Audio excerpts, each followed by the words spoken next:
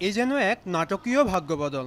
2 দশক আগে দেউলিয়া হতে যাওয়া কোম্পানি এসকে হাইনিক্স এখন দক্ষিণ কোরিয়ার শেয়ার বাজারে শীর্ষস্থান দখল করেছে।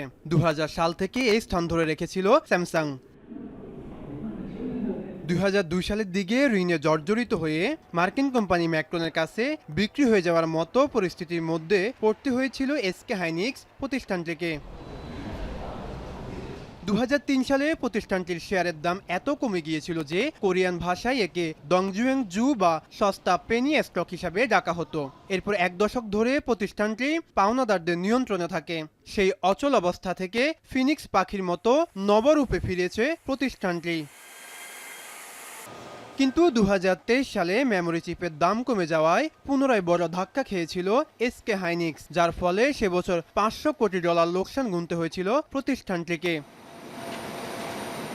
তবে সেই ধাক্কা সামলে 1 বছর পরে আবারও ঘুরে দাঁড়িয়েছে প্রতিষ্ঠানটি। এআই এর উত্থান পুরোদমে শুরু হলে মাইক্রোসফট, গুগল ও মেটার মতো মার্কিন প্রতিষ্ঠানগুলো এখাতে বিপুল পরিমাণ বিনিয়োগ করে।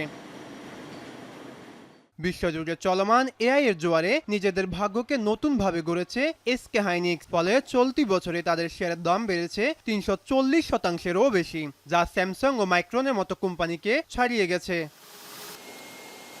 5.6% বেড়ে বর্তমানে এসকে হাইনিক্সের বাজার মূল্য $1.35 ট্রিলিয়ন। অন্যদিকে 0.14% কমে স্যামসাং এর বাজার মূল্য $1.34 ট্রিলিয়ন। এসকে হাইনিক্স এখন মেমোরি চিপ তৈরিতেই বেশি মনোযোগ দিয়েছে, যেখানে স্যামসাং মেমোরির পাশাপাশি লজিক চিপ, স্মার্টফোন ও টিভির মতো কনজিউমার ইলেকট্রনিক্স পণ্যও তৈরি করছে। বিশ্লেষকরা বলছেন, ধ্বংসস্তূপ থেকে এসকে হাইনিক্সের এই উত্থান দক্ষিণ কোরিয়ার কর্পোরেট ইতিহাসে ঘুরে দাঁড়ানোর অন্যতম এক নজির হয়ে থাকবে।